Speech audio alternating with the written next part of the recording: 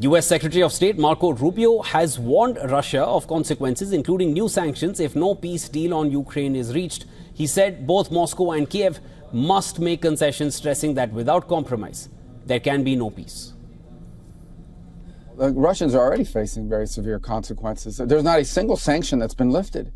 And not one. I mean, they're facing all the same sanctions that have been in place today. All the American support continues for Ukraine.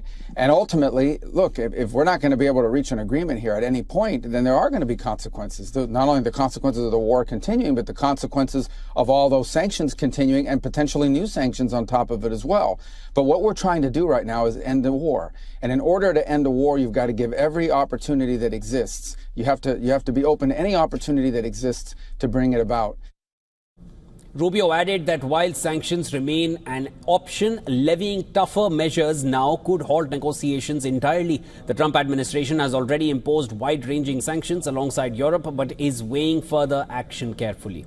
The Alaska summit between Presidents Trump and Putin ended without a ceasefire, despite Trump's earlier warning of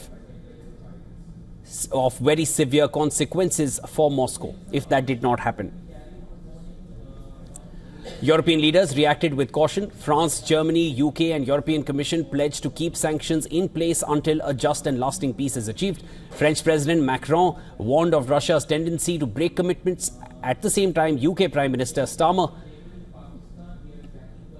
he praised Trump's diplomatic efforts, calling them the closest step yet towards ending Russia's war.